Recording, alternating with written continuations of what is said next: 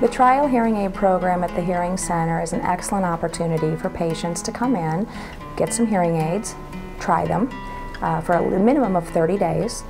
We give them the opportunity to come in as often as needed during the trial program. So at the first visit, they'll get their hearing aids. We show them how to operate them, how to clean them.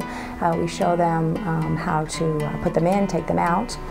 We also make sure that the programming is set properly. After that, we let them go on their way, and then we schedule them for a one-week follow-up. At that point, we evaluate their needs. Are they hearing well? Are they having any difficulties? We might take a look at a different hearing aid that might be more suitable for the hearing loss or for their needs. So there's a lot of opportunity and flexibility during that trial period.